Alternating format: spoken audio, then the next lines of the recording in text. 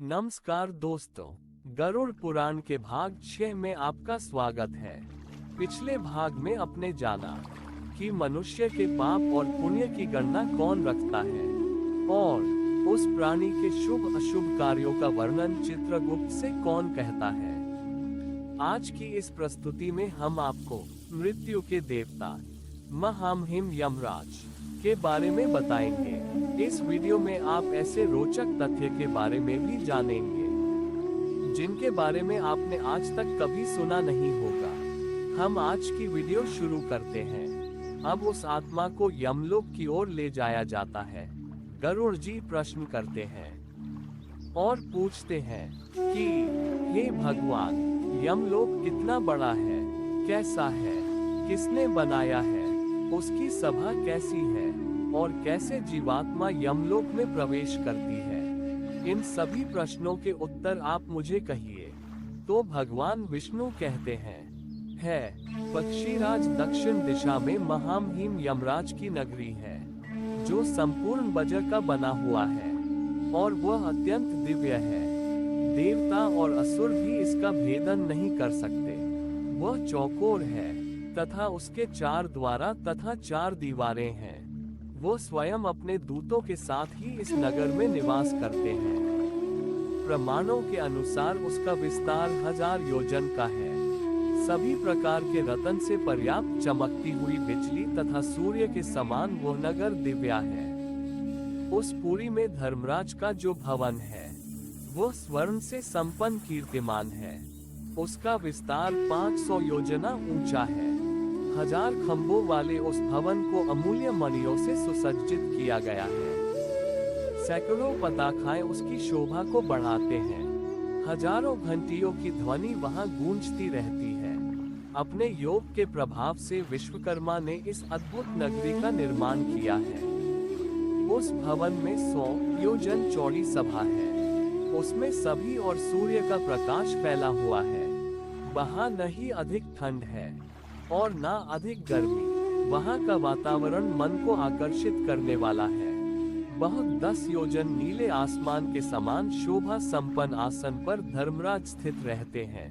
ये धर्मज्ञ, धर्मशिला और कल्याणकारी हैं। ये पापियों को भय देने वाले तथा पुण्य कार्यों को सुख देने वाले हैं। यहाँ शीतल और मंद वायु बहती रहती है।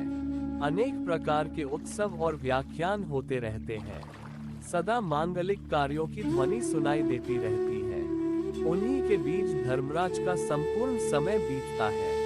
उसे पूर्व के मध्य भाग में चित्रगुप्त जी का भवन है। अब वह आत्मा एक हाथ वाले शरीर को त्याग कर अंगूठे के समान रूप धारण करता है। फिर वह यमदूतों के साथ चित्रगुप्त के भवन जाता है जिसका विस्तार 25 योजन का है और उसकी ऊंचाई 10 योजना है। वह दीवारों के द्वारा चारों ओर से घिरा है। इसमें आने जाने के लिए सैकड़ों गलियां हैं। सैकड़ों दीपक इस भवन को प्रज्वलित करते हैं। इस भवन में गीत संगीत की ध्वनि गूंजती रहती है। चित्रगुप्त के इस भवन को सुंदर चित्रों से सजाया गया है।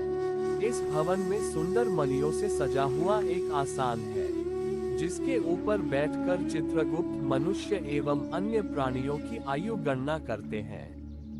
किसी के पुण्य और पाप के प्रति उनमें मोह नहीं होता है। वह 18 दोषों से रहित जीव कर्म को लिखते हैं। जिसने जैसा शुभ या अशुभ कर्म किया है वही सब चित्रगुप्त की आज्ञा से भोगना पड़ता है। चित्रगुप्त के भवन के पूर्व की ओर जवाहर भवन है।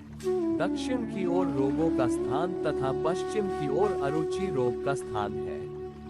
उत्तर की ओर पीलिया रक्त रोग और सर की पीड़ा का स्थान बताया गया है। जो भी प्राणी कर्म करता है वो सब चित्रगुप्त लिखते हैं।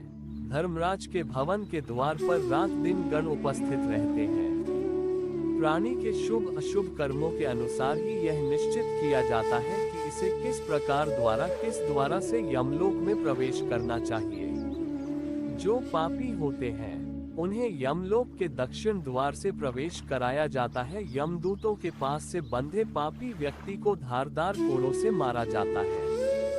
वहां अनेक प्रकार के धारदार अस्त्र शास्त्र के से कष्ट दिया जाता है। पापियों को बाल से पकड़कर पटका जाता है और कुल्हाड़ी से काटा जाता है। कुछ पापियों को गर्म तेल से जलाया जाता है।